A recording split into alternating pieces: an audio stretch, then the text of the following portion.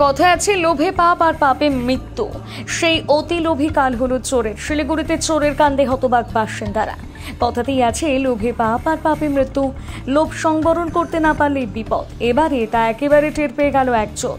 অতি সাহস নিয়ে চুরি করতে গিয়ে ধরা পড়ল চোর। ঘটনা শিলিগুড়ির ভক্তিনগর থানা এলাকার আনন্দবিহার কলোনির। এ রবিবার অম্লান জ্যোতি সরকার নামে এক ব্যক্তির বাড়িতে চুরির ঘটনা ঘটে। বাড়ি ফাঁকা থাকায় ঘরে ঢুকে চুরি করে চোর। এরপর বাড়ির মালিক ভক্তিনগর থানাতে অভিযোগ দায়ের করেন, কিন্তু চোরের পরও সন্তুষ্ট হয়নি চোরের মন। ফের বুধবার অর্থাৎ গতকাল রাতে একই জায়গায় চুরি করতে ঢুকে সে। এদিকে চুরির পর থেকে সেখানকার বাসিন্দারা সজাগ ছিলেন, যার জেরে বুধবার অর্থাৎ গতকাল রাতে চোর আসতেই হাতে নাতে সেই চোরকে ধরে ফেলেন সকলে। পরে রাতে ভক্তিনগর থানায় খবর দেওয়া হলে পুলিশ গিয়ে চোরকে গ্রেপ্তার করে থানায় নিয়ে আসে। এরপরে জিজ্ঞাসাবাদে ধৃত জানায় বুধবার রাতে পাশাপাশি রবিবারও সে চুরি করেছিল এই একই বাড়িতে। জানা গিয়েছে ধৃত চোরের নাম রাকেশ মিস্ত্রি। সে শিলিগুড়ির খোলা চাঁদ ফাপড়ির বাসিন্দা। তাকে জিজ্ঞাসাবাদ করে পুলিশ চুরি যাওয়া ল্যাপটপ, দামি ঘড়ি, পেনড্রাইভ সহ বেশ কিছু সামগ্রী উদ্ধার করেছে। এদিকে প্রায়শই চুরির ঘটনায় রীতিমতন ক্ষুব্ধ বাসিন্দারা। আমি বনবাড়ি নিবাসে থাকি, অম্লান জ্যোতি সরকার নাম। ওই রোববারে আমি বাড়ি গিয়েছিলাম ফালাকাটা, মা বাবা অসুস্থ ছিল তো দেখতে গিয়েছিলাম ফালাকাটা। তো সোমবার দিন সকালে আসি 10টার সময়। সোমবার দিন সকালে 10টার সময় এসে আমি যখন গেট খুলি, আমার গেট লক করাই ছিল। তো গেট যখন আমি লক খুলছি তো তখন দেখলাম ভেতর থেকে লক করা। আমার একটু ডাউট হয়েছে, স্বাভাবিক ডাউট হবেই। তো আমি পরে সাইড দিয়ে যাই, ঘরের সাইড দিয়ে গিয়ে দেখি জানালা আমার ভাঙা।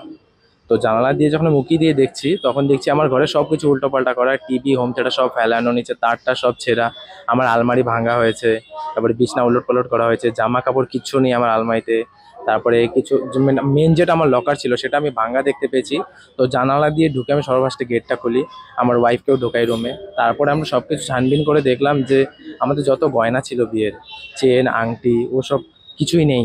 অ্যাকচুয়ালি ওটা তো বিয়ের গিফটেড ছিল, তো অ্যাপ্রক্স আইডিয়া নেই, তবে কত হবে 70 to 80,000-এর মতো হবে। অ্যান্ড আমার ল্যাপটপ চুরি হয়ে গেছে, লেনোভোর ল্যাপটপ ছিল, প্লাস ঘড়ি ছিল, কিছু কালেকশন ঘড়ি ছিল, পারফিউম ছিল, প্লাস আরও ইত্যাদি যেগুলো দরকারি ডকুমেন্টস হয় আমাদের দৈনন্দিন জীবনের, সেগুলো ডকুমেন্ট ছিল। প্লাস জামা কাপড়ও অনেক চুরি হয়েছে, প্লাস আরও চার্জার টার্জার, মানে মাল্টি থিংস।